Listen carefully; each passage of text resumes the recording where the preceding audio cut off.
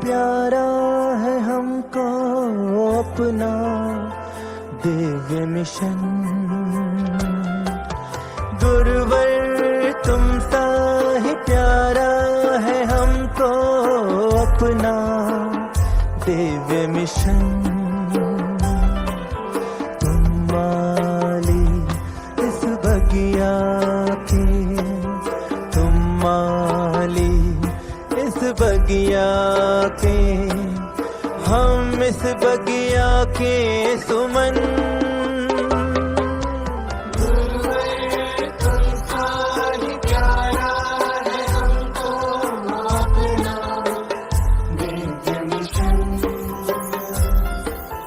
गुरुवर तुमसा ही प्यारा है हमको अपना दिव्य मिशन।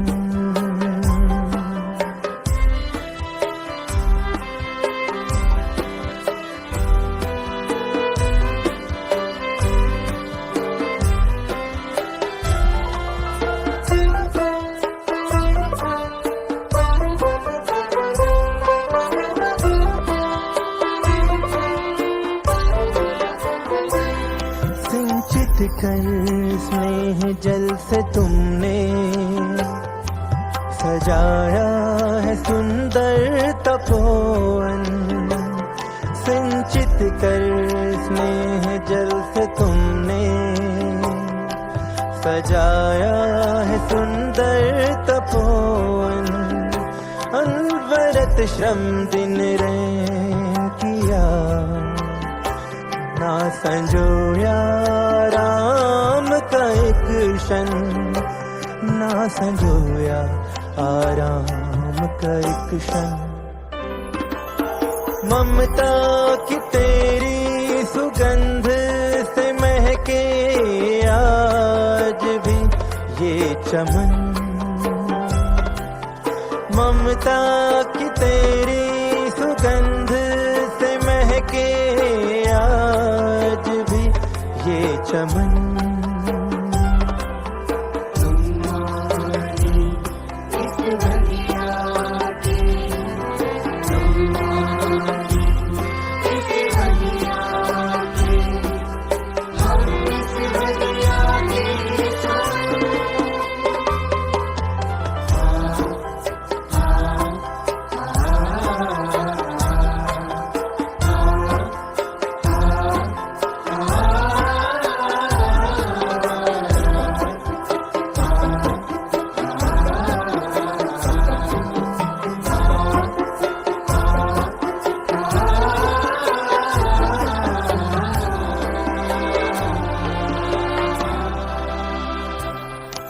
लता कोमल या तरवल विशाल, समर्पण की गाथा कहे तुम्हारी। आशु बाबा, आशु बाबा के हाथों ही सवरी विश्व पटल पर ये फुलवारी। विश्व पटल पर ये फुलवारी। तेरी करुणा की ओस बिंदु से दमके सदा ये उपवन। तेरी करुणा की ओस बिंदु से दमके सदा ये उपवन।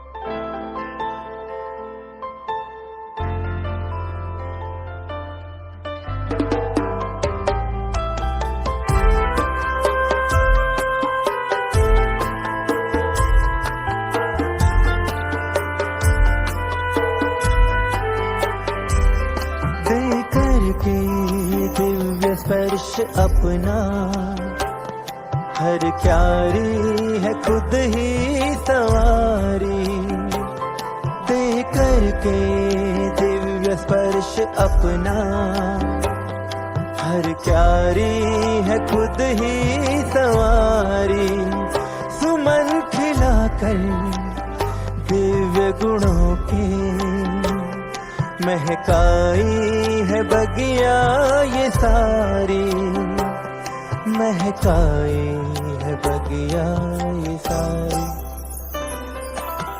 बन बागबां उपकार किया करते हैं शत शत तुम्हें नमन, बन बागबां उपकार किया करते हैं शत शत तुम्हें नमन।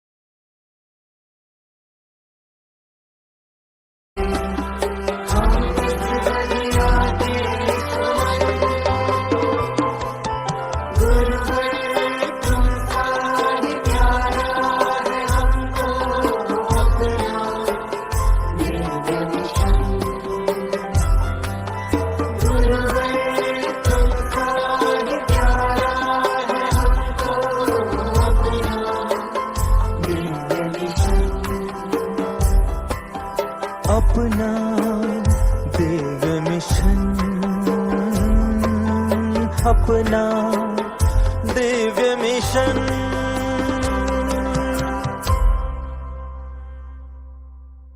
बोलिए श्री सद्गुरु महाराज जी की, सच्चे दरबार की, सर्व श्री आशुतोष महाराज जी की।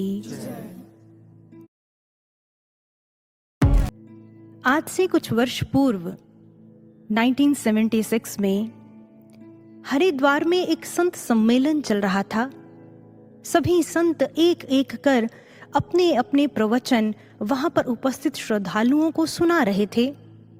गुरु प्रेमियों, इसी क्रम में एक युवा संत वहां पर प्रस्तुत हुए अपने प्रवचन देने के लिए।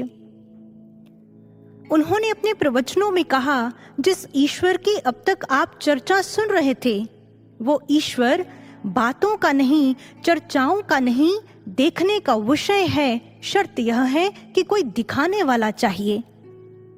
वहां पर उपस्थित जो श्रद्धालु थे, उनमें से एक दंपति के मन में जिज्ञासा उत्पन्न हुई, यह तो बहुत बड़ी बात कह रहे हैं, ईश्वर देखा जाता है, कोई दिखाने वाला चाहिए। माताजी ने सोचा, गुरु से मंत्र तो मैंने भी लिया है, लेकिन मुझे तो आज तक ईश्वर दर्शन नहीं हुआ। प्रवचनों के बाद वो दंपति उन युवा संत से मिलने के लिए गए। युवा संत ने उनसे उनका परिचय पूछा, आप कहाँ से आए हैं? दंपति ने बताया, हम पंजाब के पटियाला शहर से हरिद्वार तीर्थाटन करने आए हैं। माताजी ने संत से कहा, आप ईश्वर देखने की बात करते हैं, क्या आप हमें ईश्वर दिखाने वाला मंत्र दे सकते हैं? उन युवा संत ने कहा, हाँ, मैं तुम्हें ईश्वर का दर्शन करवा सकता हूँ। तुम पटियाला में अपने घर का मुझे पता बता दो, मैं वहां पर अवश्य आऊंगा और तुम्हें ईश्वर का दर्शन करवाऊंगा। माताजी ने उन संत को अपने घर का पता तो बता दिया, लेकिन मन में सोचा, लगता है ये अपनी जान छुड़वा रहा है हमसे। कौन आएगा हरिद्वार से पटियाला और हमें ईश्वर का दर्शन करवाएगा? इसको भी लगता है ईश्वर दिखाना नहीं आता। कौन दिखा सकता है ईश्वर? लेकिन सज्जनों, उन संत ने माताजी की इस सोच को बिल्कुल गलत साबित कर दिया। वो हरिद्वार से पटियाला भी आए और उन्होंने ईश्वर दर्शन करवाया, अपना किया हुआ वायदा पूर्ण किया। गुरु प्रेमियों, आप सोच सकते हैं ऐसा वायदा पूर्ण करने वाले, ऐसा वायदा करने वाले वो संत कोई और नहीं, वर्तमान समय के पूर्ण गुरु हमारे गुरुदेव सर्वश्री आशुतोष महाराज जी हैं। गुरु महाराज जी ने माता जी को ब्रह्म ज्ञान की दीक्षा दी, उन्हें उनके अंतर्घट में ईश्वर का दर्शन करवाया। और गुरु प्रेमियों, यह केवल उस एक वायदे की पूर्णता नहीं थी, बल्कि एक ऐसे विराट वायदे की पहली कड़ी थी, जो विराट वायदा हमारे गुरुदेव सर्वश्री आशुतोष महाराज जी ने न केवल किसी एक व्यक्ति, किसी एक परिवार, किसी एक शहर, प्रदेश या देश के साथ नहीं किया, बल्कि संपूर्ण विश्व के साथ किया है। इस संपूर्ण विश्व के साथ हमारे गुरुदेव ने जो वायदा किया है, जो हमारे गुरु महाराज जी की कमिटमेंट है, उसे गुरु महाराज जी ने 90 के दशक में व्यक्त किया इस दिव्य ज्योति जागृति संस्थान के रूप में। और उस समय गुरु महाराज जी ने आज के इस युग का सुपर पावरफुल डिक्लेरेशन कर दिया, सुपर पावरफुल उद्घोष कर दिया। गुरु प्रेमियों, इस उद्घोष की चर्चा करने से पहले हम इस सुपर पावर वर्ड को समझते हैं। यह super power word second world war के बाद से ग्लोबल कॉन्टेक्स्ट में विश्व के संदर्भ में यूज किया जाने लगा। जिस देश की इकोनॉमिक, मिलिट्री, पॉलिटिकल स्ट्रेंथ इतनी ज्यादा है कि पूरे विश्व पर उसका दबदबा है, प्रभाव है। अपने इसी प्रभाव के कारण वो विश्व स्तर पर होने वाली घटनाओं को शेप देता है, वो देश सुपर पावर कहलाता है। विश्व में युद्ध होगा या शांति व खुशहाली बनी रहेगी, इन सारी संभावनाओं का निर्धारण सुपर पावर करती है। लेकिन सज्जनों, हम विचार करें, क्या आज तक कोई ऐसी सुपर पावर हुई जिसने विश्व को हर स्तर पर वो शांति प्रदान की जिसकी आज इस संपूर्ण विश्व को डायर नीड है, अत्यधिक आवश्यकता है? जन जन का हृदय इस प्रश्न का उत्तर एक बहुत बड़ी ना के रूप में देता है। नहीं, हमें वो शांति नहीं मिली, हमें वो शांति चाहिए। We need peace. कोई भी सुपर पावर इस उम्मीद को पूरा नहीं कर पाई, लेकिन संपूर्ण विश्व की इस उम्मीद को पूरा करने के लिए हमारे गुरुदेव ने यह सुपर पावरफुल उद्घोष दिया। यह उद्घोष सबसे पहले आज इस विश्व का सबसे बड़ा प्रश्न उठाता है, विश्व में शांति कैसे आएगी? एंड देन इस प्रश्न का उत्तर नहीं, बल्कि इसका अल्टीमेट सॉल्यूशन, इसका समाधान बताता है। And then at last but not the least, यह समाधान हमें कौन देगा, यह समाधान हमें मिलेगा कहां से, यह भी बताता है। इसलिए यह सुपर पावरफुल डिक्लेरेशन है, विश्व में शांति कैसे आएगी? ब्रह्म ज्ञान से। ब्रह्म ज्ञान कहां से मिलेगा? दिव्य ज्योति जागृति संस्थान से। गुरु प्रेमियों, यह सुपर पावर वर्ड यूं तो केवल एक देश के लिए प्रयोग किया जाता है, जिस देश का कार्य है विश्व में शांति बनाए रखना, विश्व को शांति देना। लेकिन इसका वास्तविक अर्थ क्या है? वो महाशक्ति जो विश्व को शांति प्रदान करे, एंड इन रियल वो महाशक्ति, वो सुपर पावर है आदि काल से चला आ रहा ब्रह्म ज्ञान। और ये ब्रह्म ज्ञान जहां से मिलेगा, वो संस्थान दिव्य ज्योति जागृति संस्थान। गुरु प्रेमियों, वो भी तो अपने आप में एक सुपर पावर हुई ना, जो किसी इकोनॉमिक, मिलिट्री, पॉलिटिकल स्ट्रेंथ से नहीं, बल्कि ब्रह्म ज्ञान की शक्ति से, प्रैक्टिकल स्पिरिचुअलिटी की स्ट्रेंथ से पूरे विश्व को प्रभावित करने का दम रखती है। और इसी स्ट्रेंथ से ही यह पूरे विश्व में शांति की स्थापना करेगी।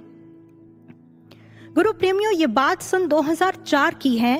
एक दिन गुरु महाराज जी के श्री चरणों में कुछ प्रचारक शिष्य बैठे थे।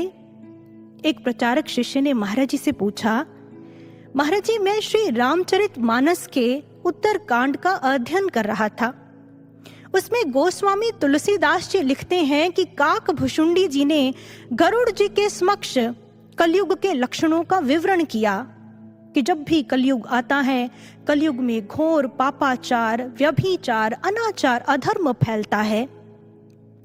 लेकिन गुरु महाराज जी, उन्होंने एक बात बड़ी अनोखी कही है।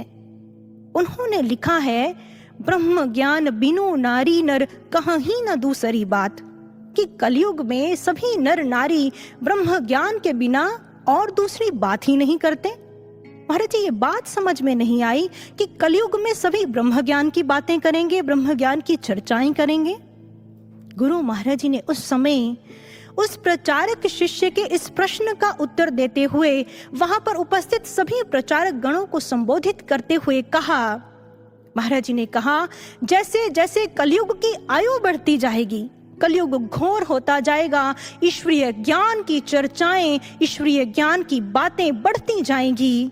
सभी ब्रह्म ज्ञान की चर्चा करेंगे, ब्रह्म ज्ञान की बातें करेंगे, लेकिन महाराज जी ने कहा वो केवल कोरी बातें होंगी। उनके पास ईश्वर का कोई प्रैक्टिकल अनुभव नहीं होगा।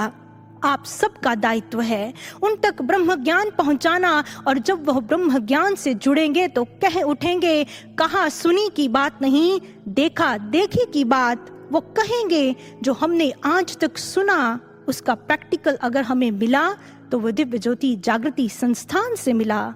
महाराज जी ने कहा, बातें सब जगह होंगी, लेकिन मिलेगा कहां से? दिव्य ज्योति जागृति संस्थान से।